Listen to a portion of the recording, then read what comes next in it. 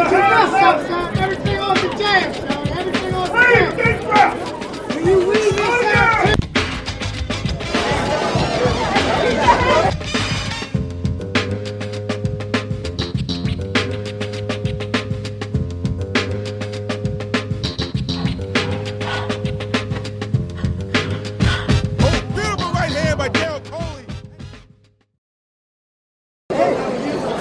Hi again, everyone. We come to you tonight from Rosecroft Raceway in Fort Washington, Maryland, where a packed house is here to witness the semifinal of the Washington Golden Gloves. Hi again, everyone. Gary Digital Williams alongside Juan Marshall. Now, we won't be calling the bouts tonight.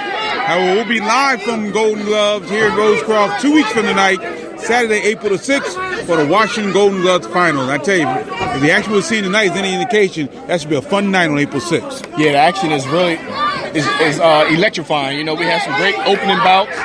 You know, we had a lot of action. I mean, from the start of the bell all the way to the end of the the third rounds of each one of these fights. And so far, I've been pretty much satisfied with what I saw this far. So again, it's come up with a lot of the bouts. We'll give you all the results on our blog a little bit here from Rosecroft Raceway in Fort Washington. But one of the reasons why we wanted to bring you this live special edition of Beltway Boxing News and Notes, because there have been some interesting changes. Actually, one particular big change that took place today as we get ready for Sunday, tomorrow, March 24th card at MGM National Harbor Casino in Oxon Hill, Maryland.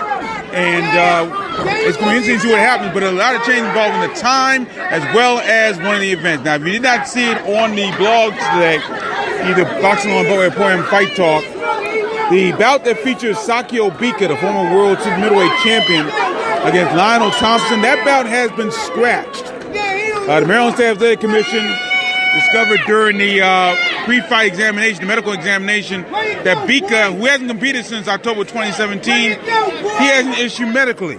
So that bout will all be off the card completely. So that drops the number of bouts on the card from 13 to 12.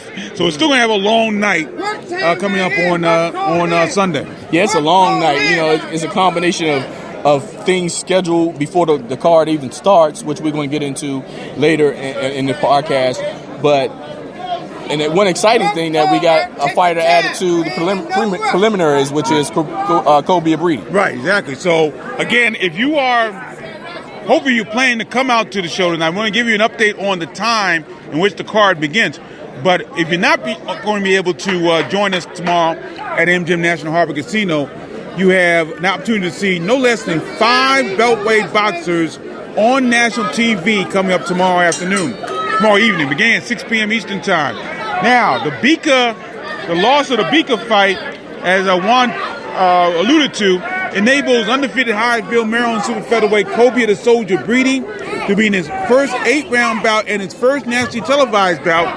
He takes on Fernando Chiquito Fuentes of Emmett, California. Abridi's 12-0, 4 KOs, and Fuentes is 14-7-1 with 4 KOs.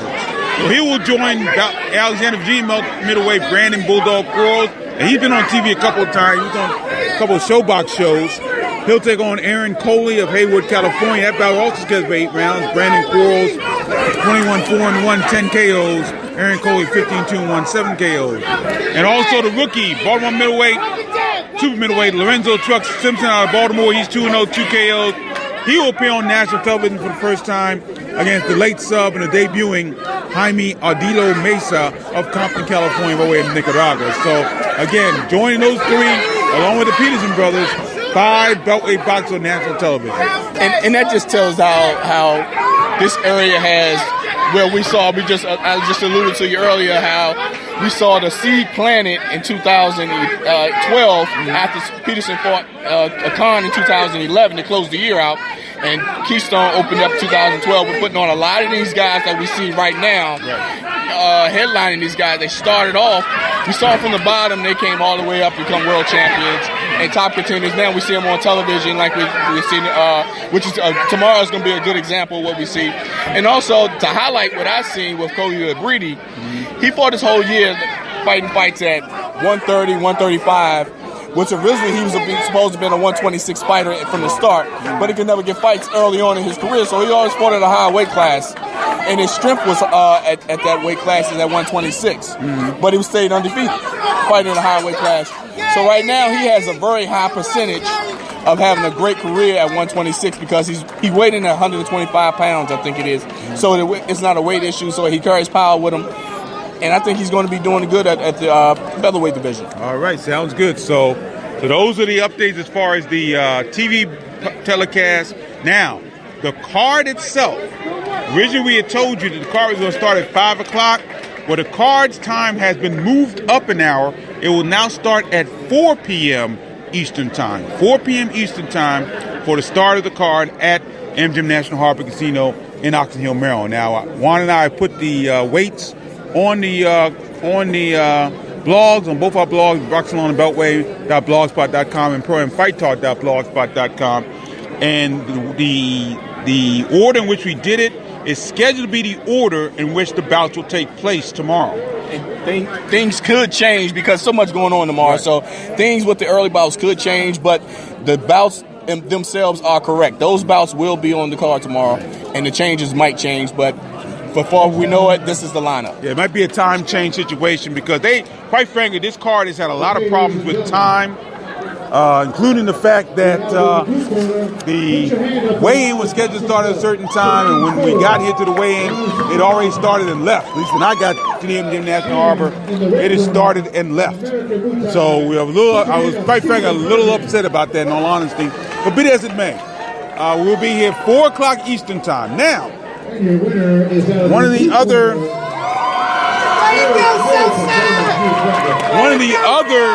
situations involving what's going on tomorrow, at least from a press standpoint, Juan, is the fact that they will make the official announcement for the Saturday, May 11th card that'll take place at the Eagle Bank Arena in Fairfax, Virginia, on the campus of George Mason University. And that's the card we talked about on the podcast last time out a couple days ago, which Jared Hurd will defend his 154-pound titles against number one contender Julian J. Rock Williams. Yeah, that's about. I think a lot of people were actually. You know what? With the junior middleweight division, it's a whole lot of ways that bouts could have happened in that scenario. Right. But I think things changed when Tony Harrison beat Jamel Charlo, right. And that opened up a different avenue for the PBC and Al Heyman to move Jared Hurd.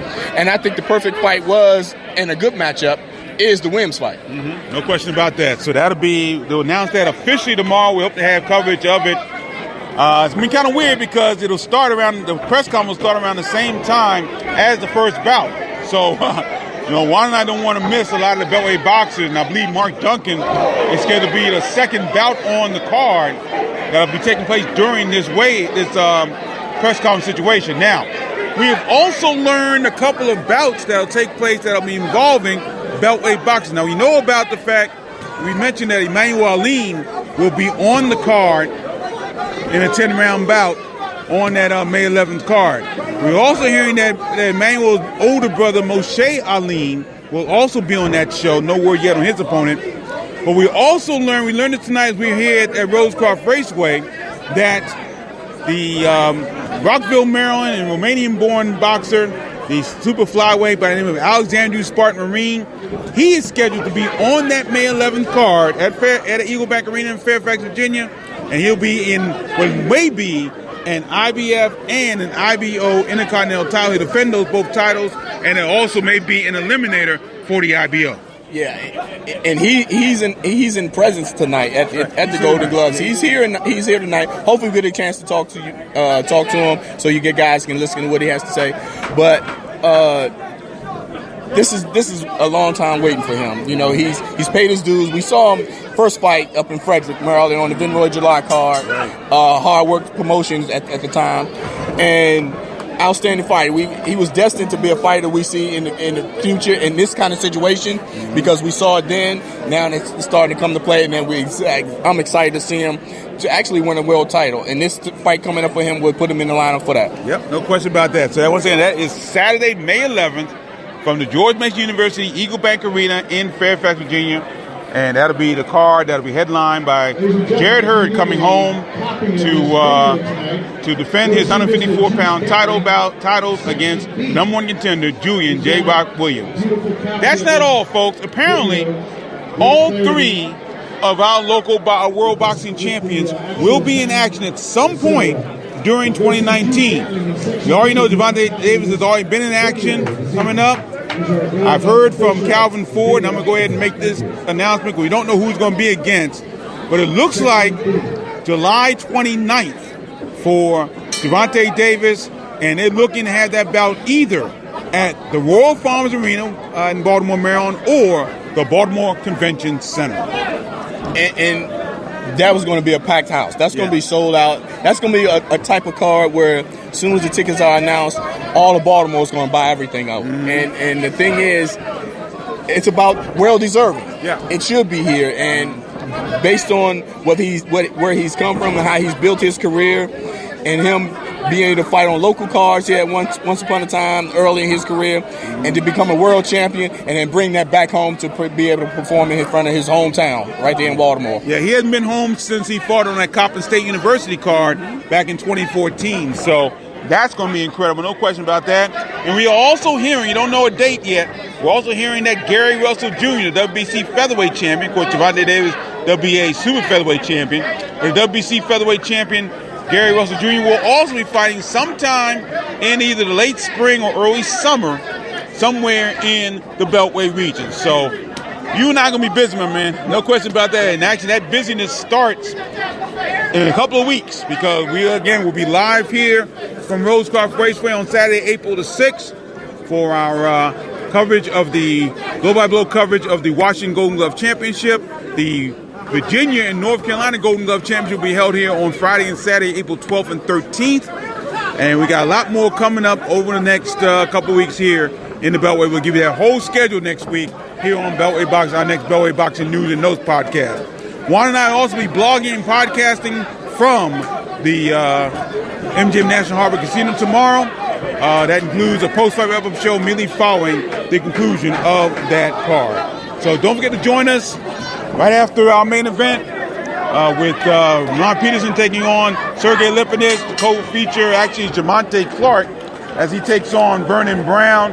And Anthony Peterson will open the FS1 telecast and Fox Sports telecast against Argus Mendez coming up on tomorrow, March 24th. So don't forget to join us there. Please join us in person at MGM National Harbor. We can't join us there. The prelims for FS1 begin at 6 p.m. Eastern Time. The featured bouts will come on at 8 p.m. Eastern Time because Juan Marshall and I will be blogging and podcasting live from MGM National Harbor. So thank you so much for joining us for this very special edition of Beltway Boxing News and Notes. We're brought to you by Real Time Pain Relief and DeborahSpears.com. For Juan Marshall, I'm Gary Digital Williams. Thank you so much for joining us. And don't forget to join us tomorrow from the MGM National Harbor Casino. Until then, thanks for joining us, and always remember, keep supporting the best boxing in the world, the boxing along the Beltway. Thanks for listening. Take care.